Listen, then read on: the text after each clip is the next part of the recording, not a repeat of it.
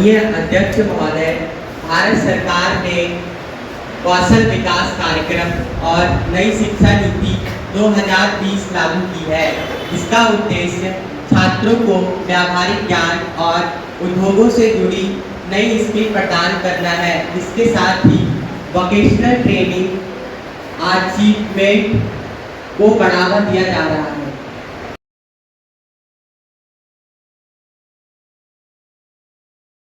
प्रश्न संख्या 102, माननीय सदस्य महोदय अमरजीत। माननीय अध्यक्ष महोदय, मेरा ये प्रश्न है कि युवाओं में बढ़ती बेरोजगारी को कम करने के लिए सरकार कौन से कदम उठा रही है? माननीय श्रम एवं कौशल विकास मंत्री महोदय।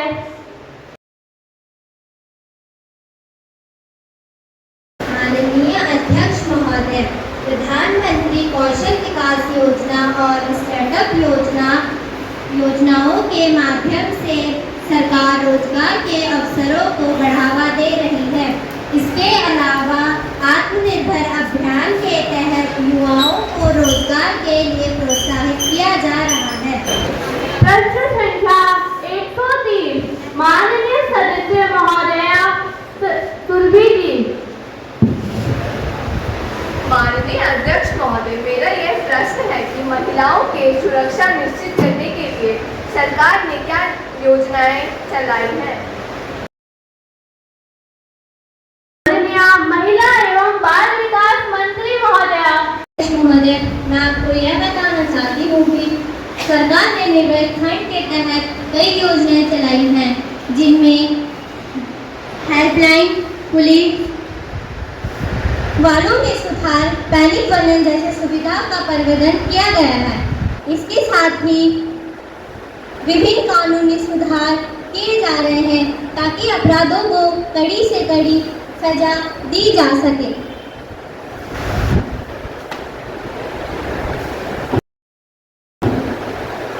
प्रश्न संख्या 104, माननीय सदस्य महोदय पारस जी। माननीय अध्यक्ष महोदय, मेरा प्रश्न यह है कि ग्रामीण क्षेत्रों की सेवाओं की स्थिति सुधारने के लिए सरकार क्या कर रही है?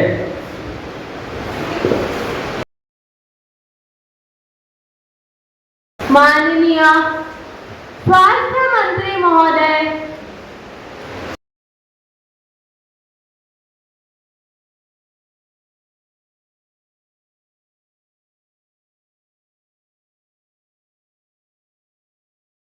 माननीय अध्यक्ष महोदय, आयुष्मान भारत योजना के तहत सरकार सभी नागरिकों को सस्ती और सुलभ स्वास्थ्य सेवाएं प्रदान करने का प्रयास कर रही है। इसके साथ ही प्रधानमंत्री सुरक्षा सेवा माध्यम से ग्रामीण इलाकों में अस्पताल और मेडिकल कॉलेजों की स्थापना कर रही है। प्रश्न संख्या 105, माननीय सदस्य महोदया सौम्या जी। माननीय अध्यक्ष महोदय जी, मेरा प्रश्न ये है कि पर्यावरण जलवायु परिवर्तन से निपटने के लिए हमारे देश में क्या प्रयास किया जा रहा है? माननीय पर्यावरण मंत्री महोदय। माननीय अध्यक्ष ने भारत ने पेरिस समझौते के तहत अपने कार्बन उत्सर्जन को कम करने का वादा किया है। इसके अंतर्गत अक्षय ऊर्जा स्रोतों को बढ़ावा देने और स्वच्छ भारत अभियान जैसे कार्यक्रमों के जरिए पर्यावरण संरक्षण की दिशा में कदम बढ़ाए जा रहे हैं। धन्यवाद। प्रश्न संख्या 106, माननीय सदस्य महोदय हिमांशु बिष्ट जी।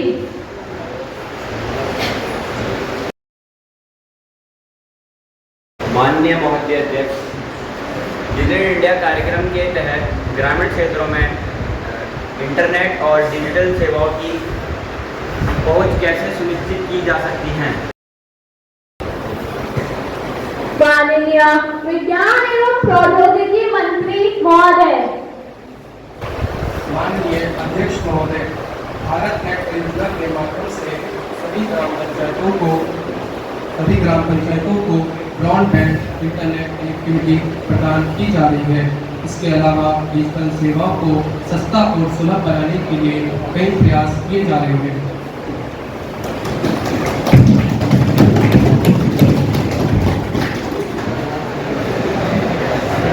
प्रश्न संख्या 107 माननीय सदस्य महोदय सूरज जी। माननीय अध्यक्ष महोदय, मेरा प्रश्न यह है कि किसानों की आय दोगुनी करने के लिए सरकार द्वारा क्या कदम उठाए जा रहे हैं? माननीय कृषि मंत्री महोदय।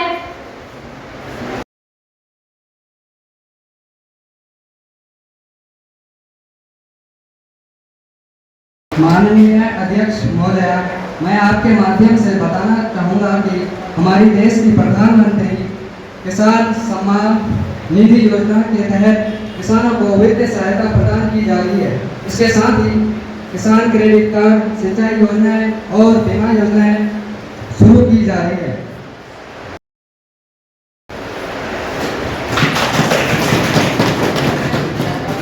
प्रश्न संख्या 108 माननीय सदस्य महोदय अंकुर जी। माननीय अध्यक्ष महोदय जी, मेरा यह प्रश्न है कि ग्रामीण क्षेत्रों में समाज विकास योजना के तहत सरकार की क्या योजना है? माननीय ग्रामीण विकास मंत्री महोदय।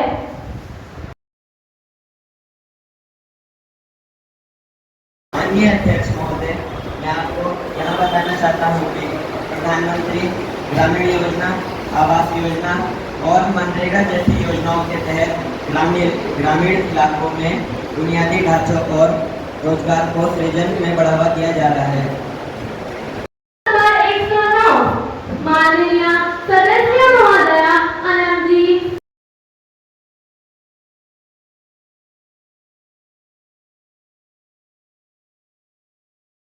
माननीय अध्यक्ष महोदय, मेरा प्रश्न यह है कि युवा के प्रतिभाओं को दिखाने के लिए सरकार क्या क्या कर रही है?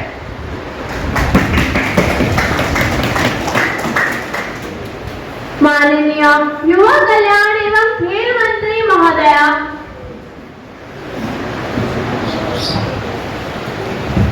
माननीय अध्यक्ष महोदय, मैं कहना चाहती हूँ खेल इंडिया कार्यक्रम के तहत खेल प्रतिभाओं को निखारा जा रहा है। इसके अलावा नेशनल स्पोर्ट्स एकेडमी की भी स्थापना की गई है और स्थानीय स्तर पर भी खेल सुविधाएं कराई जा रही हैं।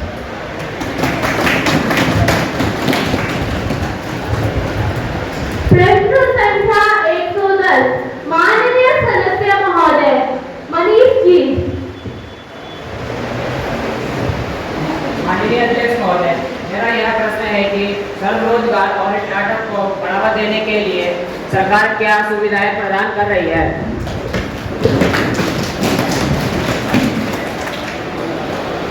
माननीय वित्त मंत्री महोदया। माननीय अध्यक्ष महोदय, स्टार्टअप इंडिया योजना के तहत युवाओं को निवेश, वित्तीय सहायता, टैक्स में छूट और सरल इंश्योरेंस प्रक्रिया जैसी सुविधाएं प्रदान की जा रही हैं। स्टार्टअप को बढ़ावा देने के लिए कई इंक्यूबेशन सेंटर भी स्थापित किए गए हैं।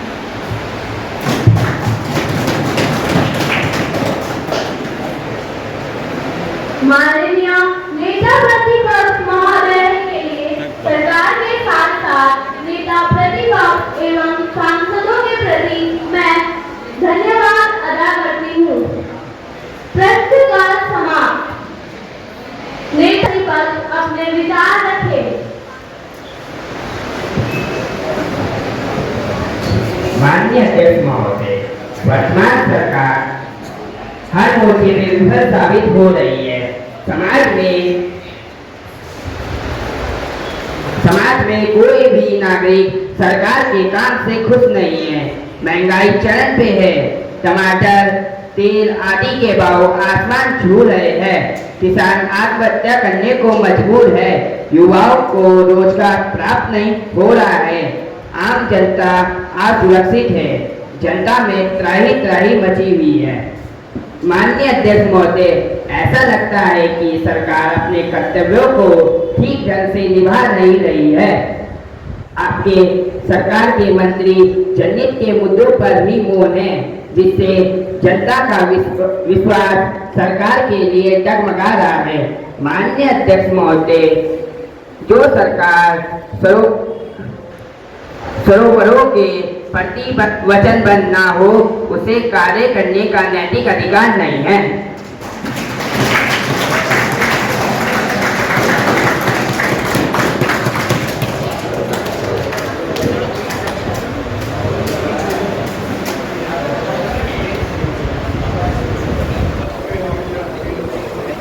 नेता के पक्ष के विरोध में सत्ता पक्ष अपने विचार रखना चाहता है। अध्यक्ष महोदया, नेता सदन के पटल पर अपनी बात रखना चाहते हैं, कृपया अनुमति दें। नेता सदन को अनुमति प्रदान की जाती है।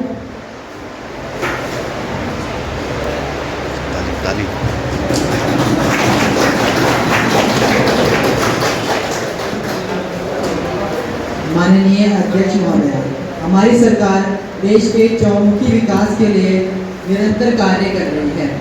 तकनीकी, शिक्षा, रोजगार और प्रौद्योगिकी के क्षेत्र में हमारी सरकार निरंतर कार्यरत है। वन्य सुरक्षा के संदर्भ में पर्यावरण संरक्षण के क्षेत्र में हमारी सरकार ने एक पेड़ माँ के नाम की योजना को लागू किया है। विदेश नीति में पड़ोसी प्रथम की नीति को अख्तियार कर हमारी सरकार ने पड़ोसी देश मालदीव से अपने संबंध काफ़ी मजबूत किए हैं। आदरणीय माननीय अध्यक्ष महोदया, पड़ोसी देश नेपाल, भूटान और श्रीलंका के साथ हमारे संबंधों में आशातीत सुधार हुआ है और साथ ही हमने वर्तमान में बांग्लादेश में अपने हितों की सुरक्षा के लिए वहां की वर्तमान सरकार को स्पष्ट रूप से अवगत करा दिया है।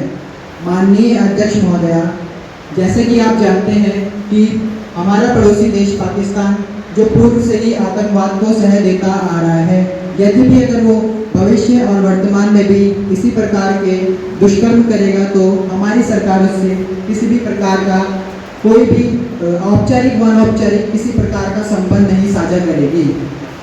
माननीय अध्यक्ष महोदया, खाद्य सुरक्षा के क्षेत्र में हमारी सरकार अत्यंत गंभीर है। देश की तकरीबन 80 करोड़ जनता को हमारी सरकार प्रति माह मुफ्त राशन वितरित करा रही है।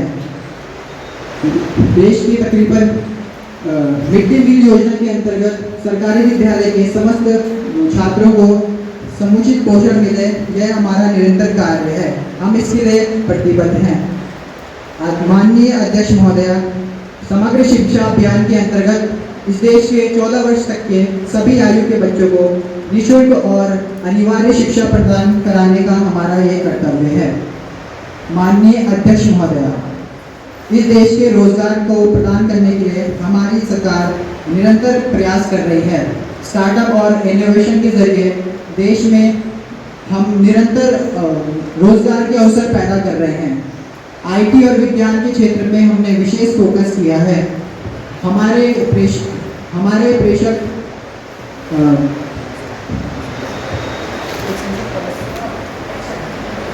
माननीय अध्यक्ष महोदया, आईटी और विज्ञान के क्षेत्र में हमने विशेष फोकस किया है। हमारे प्रेषक मेडिकल और आईटी से पढ़े छात्र विभिन्न देशों में अपनी उच्च स्तरीय सेवा दे रहे हैं।